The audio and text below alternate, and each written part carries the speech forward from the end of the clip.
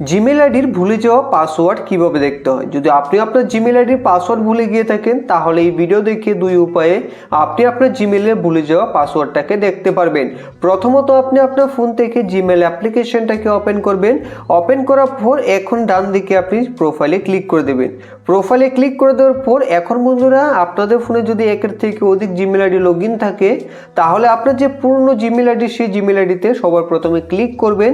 Click করে দেওয়ার পর এখন এখান থেকে আপনারা ম্যানেজ ইওর গুগল অ্যাকাউন্টে ক্লিক করবেন।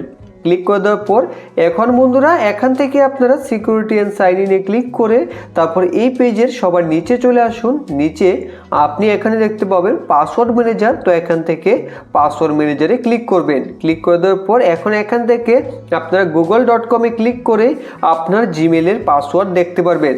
তো আমি আপনাদের বলে দিই যে Gmail ID, email ID, Google account সব কিন্তু এক।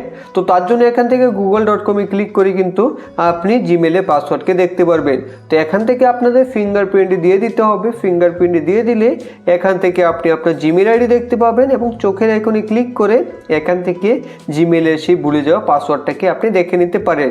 আর যদি এইভাবে আপনি পাসওয়ার্ড খুঁজে না পান তাহলে ব্যাক হয়ে আসুন। তারপরে আপনি ফোন থেকে ক্রোমকে ওপেন করে খুব সহজে আপনি ক্রোম থেকেও দেখতে পারবেন।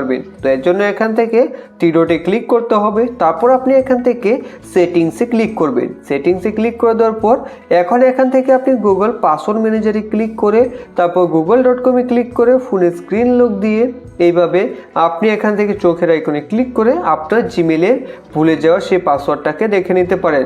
আশা করি এই ভিডিও দেখে আপনিও আপনার জিমেলের পাসওয়ার্ড দেখতে পেরেছেন। ভিডিওটি ভালো লাগলে লাইক করবেন। ধন্যবাদ।